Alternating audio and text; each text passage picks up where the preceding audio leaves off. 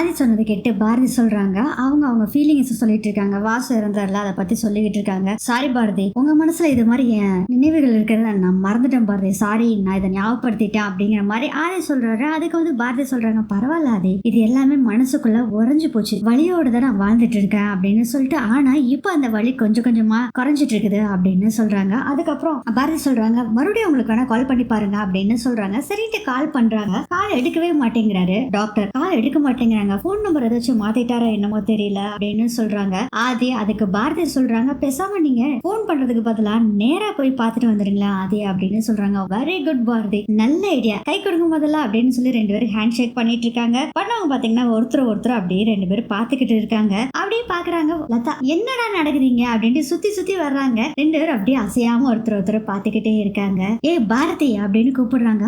என்ன லதா, என்ன இங்கேயே ரெண்டு பேரும் ரொமான்ஸா பாத்துட்டு இருக்கிறீங்க, நாளைக்கு நிச்சயதார்த்தத்தை வச்சுக்கிட்டு அப்படின்னு சொல்றாங்க. ஏன் நாங்க ரொமான்ஸா பார்க்க கூடாதா, ரொமான்ஸ் பண்ணக்கூடாதா அப்படின்னு கேக்குறாங்க. பாரதி, வாவ் வாட்டியா சேஞ்ச் ஓவர் அப்படின்னு சொல்லிட்டு பேசிக்கிட்டு இருக்காங்க. ரொம்ப சந்தோஷமா இருக்காங்க. பாரதி சந்தோஷமா இருக்கிறத பார்த்து லதாவும் எப்படியோ ரெண்டு பேரும் சந்தோஷமா இருந்தா சரி அப்படின்னு சொல்லிக்கிட்டு இருக்காங்க லதா. அதுக்கப்புறம் அடுத்த நாள் ஆயிருது. வீட்டுல எல்லாமே அலங்காரம் பண்ணிட்டு இருக்காங்க. அந்த வேலை செய், இந்த வேலை செய்யணும்னு சொல்லி ரத்தனம் சொல்லிட்டு இருக்காங்க. அப்போ மணி வர்றாரு. மாப்பிள்ள கரெக்டா வந்துட்டீங்க மாப்பிள்ள, இந்த வேலை எல்லாத்தையும் நீங்க தான் ஒரு பையனா, இந்த வீட்டோட பையனா நீங்க தான் செய்யணும் மாப்பிள்ள, நீங்க தான் பாரதிக்கு அண்ணன் அப்படின்னு சொல்றாங்க. மாமா வீட்டுக்கு மாமா, நான் எல்லாம் பாத்துக்கிறேன் அப்படின்னு சொல்லிட்டு இருக்காங்க. வெளியில பார்த்தா பாரதியோட அம்மா அப்பா ரெண்டு பேரும் வர்றாங்க. அவங்க வந்தோடனே ரத்தனுக்கு ரொம்ப சந்தோஷமாயிருது. ரத்தனம் ரொம்ப நன்றி நீங்க வந்ததுக்கு அப்படின்னு சொல்றாங்க. அதை விட பாரதியோட அப்பா சொல்றாரு, நாங்க தாங்க உங்களுக்கு நன்றி சொல்லணும் அப்படின்னு சொல்றாங்க. இப்படி பாரதிக்கு வந்து ஆதியை கல்யாணம் பண்ணி வைக்கிறாங்கல்ல, அதுக்காக சொல்றாங்க. அப்போ வந்து ரத்தனம் சொல்றாரு, நானும் தெரிஞ்சோ தெரியாமையோ இந்த துரைக்கு கல்யாணம் பண்ணி வைக்க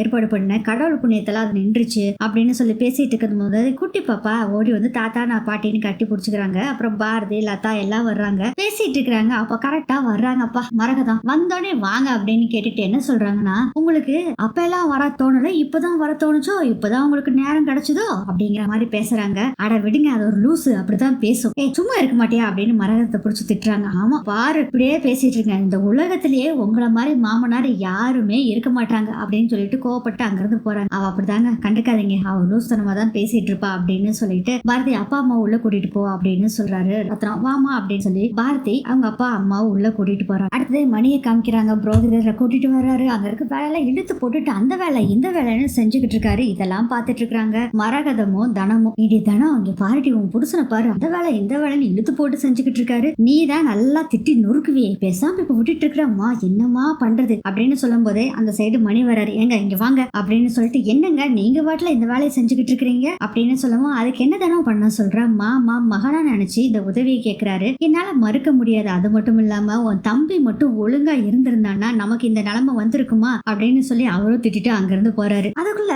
போன் கால் வருது. மணிக்கு ஏதோ பேசிட்டே வெளியே வர்றாரு. அப்போ வந்து அங்க ரத்னா இருக்காரு. மாமா ஒரு சின்ன பிரச்சனை மாமா, என்ன ஸ்டேஷனுக்கு வர சொல்றாங்க, நான் என்னன்னு போய் கேட்டுட்டு வந்துடுறேன், ஏன்னா ஏதோ வேலை போல முக்கியமான வேலை இருக்குமா அப்படிங்கிறாங்க. என்ன மாப்பிள்ள இப்ப போறீங்க, அம்மா புரியுது மாமா, இருந்தாலும் அர்ஜென்ட்னு சொல்றாங்க, நான் போயிட்டு வந்துடுறேன், நீங்க தட்டு மாத்துறதுக்குள்ள நான் கண்டிப்பா வந்துருவேன் அப்படிங்கிற. சரி கவர்மெண்ட் வேலை என்ன பண்ண முடியுமா, நீங்க போயிட்டு வந்துருங்க அப்படின்னு சொல்றாரு ரத்னம். சரின்னு சொல்லிட்டு ரத்னம் உள்ள போறாரு. கரெக்டா வண்டி எடுக்க போறாரு. மணி கரெக்டா மாப்பிள்ளை வீடு வர்றாங்க. ஃபர்ஸ்ட் எடுத்தோடனே வண்டி வர்றது எதுன்னா அறிவோட வண்டி தாங்க ஃபர்ஸ்ட் வருது. இந்த கார் வரத பார்த்துட்டு அப்படியே போன் பேசிக்கிட்டே திரும்பி பார்த்துட்டு அங்க இருந்து போயிடுறாரு மணி. அதுக்கப்புறம் எல்லாரும் இறங்கி வர்றாங்க. வாங்க வாங்க வாங்க எல்லாம் வரவேற்கிறாங்க. பாரதியோட அம்மா அப்பா அவங்களும் வந்திருக்காங்க. அப்ப வந்து ஆதி சொல்றாரு, இதான் பாரதியோட அம்மா அப்பா அப்படின்னு சொல்றாங்க. அப்ப பாரதியோட அப்பா சொல்றாரு, சம்பந்தி அம்மா ரொம்ப நன்றி, உங்களுக்கு பெரிய மனசு அப்படின்னு கையெடுத்து கும்பிடுறாங்க. அதுக்கு இதெல்லாம் எதுக்குங்கய்யா, பேசாம இருங்க அப்படின்னு சொல்லி ஆதி சொல்றாரு. அதுக்கப்புறம் உள்ள வந்துடுறாங்க. எல்லாம் வந்து உட்காந்துருக்காங்க. அப்ப என் மரகதம் பாரதியை கூட்டிட்டு வா அப்படிங்க. சரி அப்படின்னு சொல்லிட்டு கூப்பிட போகும்போது இரு வேணாம்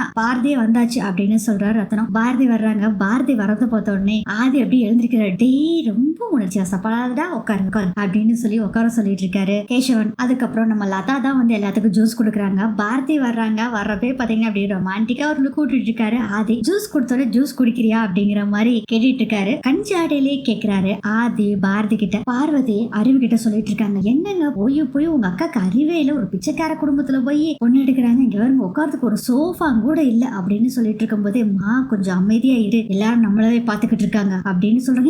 இங்க அப்படின்னு பார்வதி திரும்புறாங்க. அம்மா கொஞ்சம் சொன்னோன்னு திரும்புவியா, அமைதியா இருமா அப்படின்னு சொல்றாங்க ஸ்வேதா. அதுக்கப்புறம் பாரதியோட அப்பா சொல்றாரு, சமந்தியம்மா ஆதி தம்பியை எங்களுக்கு ஏற்கனவே தெரியும். ஃபர்ஸ்ட் அவரை பார்க்கும்போது ரொம்ப நல்லவருன்னு எங்களுக்கு தெரிஞ்சிருச்சு. இப்போ எங்க குடும்பத்துல அவரு வந்திருக்காரு, ரொம்ப சந்தோஷம் அப்படின்னு சொல்லிட்டு இருக்காங்க. இதெல்லாம் கேட்டுட்டு ஸ்வேதாக்கு பயங்கர கடுப்பா இருக்கு. அப்ப ஏகாம்பரம் சொல்றாரு, உங்க பொண்ணு மட்டும் என்ன மகாலட்சுமி மாதிரி இருக்கா அப்படின்னு உடனே ஆதி ஆமா ஆமா அப்படின்னு தலையாட்டிட்டு இருக்காரு. அவ எங்க குடும்பத்துக்கு கிடைக்கிறதும் அதிர்ஷ்டம் தான். இப்ப எல்லாம் யாருங்க இந்த பொருத்தெல்லாம் பாத்துட்டு இருக்காங்க, மனசு ரெண்டு ஒத்து போச்சுன்னா சரி அப்படின்னு சொல்லிட்டு இருக்காரு ஏகாம்பரம். எப்படியோ ஸ்வேதாவா கல்யாணம் பண்ணல, அதனால ஏகாம்பரத்துக்கு பவானிக்குலாம் சந்தோஷம். ஆக்சுவலா பவானிக்கும் ஆனந்துக்கும் ஏதோ ஒரு வர்றப்ப முக்கியமான வேலை வந்துருச்சு, அதனால அவங்க வரலையாம. ஏகாம்பரம் மட்டும் தான் வந்திருக்காரு. இதுல வேற ஏகாம்பரம் என்ன சொல்றாருன்னா, எங்க ஆதி தான் அதிர்ஷ்டசாலி அப்படின்னு சொல்ற போது ஆதி ஆமா ஆமா அப்படின்னு தலையாட்டிட்டு இருக்காரு. இவங்க பேசிட்டு இருக்கிறத பார்த்துட்டு குருகுல் சொல்றாரு, நேரா கரெக்டா இருக்குது, எல்லாரும் வந்தாச்சுன்னா நிச்சயதார்த்த தாம்பூலத்தை மாத்திக்கலாமே அப்படின்னு சொல்றாரு. அப்ப ரத்தனம் சொல்றாரு, இல்லைங்க கொஞ்சம் மாப்பிள்ளை வெளியே போயிருக்காரு, வேலை விஷயமா வந்துருவாரு அப்படின்னு சொல்றாங்க. அவர் வந்துட்டோம்னு பார்த்தேன், அவர் வந்தா கொஞ்சம் நல்லா இருக்கும் அப்படின்னு சொல்றாரு. ரத்தனம், அட இதுக்கு எதுக்கு சம்பந்தம் இப்படி தயங்கிட்டு இருக்கீங்க,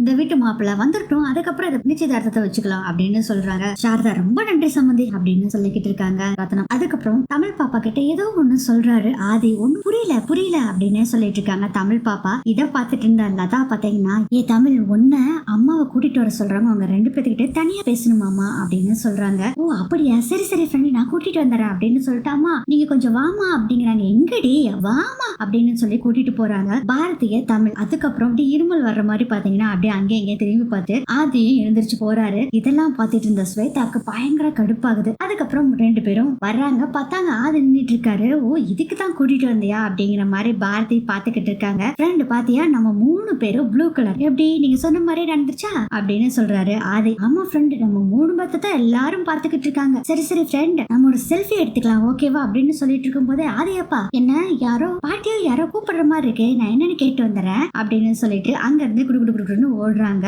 பாரதி, ஏய் தமிழ் எங்கடி ஓடுற, நில்லு அப்படின்னு சொல்லிட்டு இருக்காங்க. பாரதி, எங்க கொஞ்சம் நில்லுங்க, நம்ம 2 பேரும் தனியா பேசணும்னு சொல்லி என் பொண்ணுக்கு நல்லாவே தெரிஞ்சிருக்கு, அதனாலதான் போறா. அம்மாவும் அப்பாவும் கொஞ்ச நேரம் தனியா பேசட்டுமே நான் விட்டுட்டு போயிருக்கா, அவளுக்கு தெரிஞ்சது கூட உங்களுக்கு தெரியல அப்படின்னு சொல்றாங்க. வீட்டுக்கு வந்த கெஸ்ட் எல்லாம் இருக்காங்க, அதை நம்ம இப்படி தனியா பேசிட்டு இருக்கிறது நல்லாவா இருக்கும் அப்படின்னு சொல்றாங்க பாரதி. அது சொல்றாரு, இங்க வந்திருக்க கெஸ்ட் எல்லாத்துக்குமே இது ஒரு ஈவெண்ட், பட் நம்ம 2 பேத்துக்கு ஒரு நல்ல மொமெண்ட், இந்த மொமெண்ட்டை நான் உங்க கூட ஷேர் பண்ணிக்கணும்னு நினைக்கிறேன், அதனாலதான் உங்களை தனியா வர வச்சேன் அப்படின்னு சொல்றாரு. அது என்னமோ போங்க, வர நல்லா பேசி பழகிட்டீங்க, என்ன கவிதையே எழுத வச்சிட்டீங்க, உங்களை பார்த்ததுக்கு அப்புறம் தான் நான் கவிதை எழுத ஆரம்பிச்சேன், அதையே எழுத வச்ச நீங்க நல்லா பேச என்னால பண்ண முடியாதா? பாரதி, உங்களை பாக்குறப்ப இப்ப தேவதை மாதிரி இருக்கீங்க பாரதி, உங்க கூட வாழ்ற ஒவ்வொரு நொடியும் சந்தோஷமா அனுபவிச்சு வாழணும்னு நினைக்கிறேன் பாரதி, அது எவ்வளவு அழகா இருக்கும் தெரியுமா, அதுக்காக நான் ஒரு பெரிய பிளானே போட்டு வச்சிருக்கேன், இலக்கே இல்லாம இந்த உலகம் முழுவதும் சுத்தணும், கடற்கரையில தனியா உட்காந்து நம்ம 2 பேரும் நிலவ ரசிக்கணும், ஒரு ஓலை குடிசையில உங்க கூட தூங்கி எழுந்துச்சு அந்த சூரியனை பார்க்கணும், இந்த மொபைல் எலக்ட்ரிசிட்டி இது மாதிரி இல்லாத இடத்துல போய் வாழ்ந்து பார்க்கணும் பாரு, விவசாயம் பார்க்கணும் அப்படின்னு சொல்லி இன்னும் பல விஷயங்களை சொல்லிட்டே இருக்காரு ஆதி. இதெல்லாம் பார்த்து ரசிச்சிட்டு இருக்காங்க பாரதி. உங்களுக்கு சமைச்சு போட்டு அதை சாப்பிட சொல்லி உங்களை டார்ச்சர் பண்ணணும் அப்படின்னு ஆதி சொல்லும் போது சிரிக்கிறாங்க பாரதி. உலகத்திலே நம்ம 3 பேரும் வாழ போற இந்த வாழ்க்கையை வேற யாருமே வாழ முடியாதுன்னு நம்ம வாழ்ந்து காட்டணும் பாரதி. அப்போ பாரதி சொல்றாங்க, ஆதி நிறைய லவ், இந்த உலகத்துல நானும் தமிழும் உங்க கூட சேர்ந்து வாழ்றதுக்கு ரெடியா இருக்கும் அப்படின்னு சொல்றாங்க பாரதி. அதுக்கப்புறம் பாரதி அங்க இருந்து போறாங்க, ஆதி அப்படி பார்த்து நின்றுட்டு இருக்காரு. இதோட இந்த எபிசோட்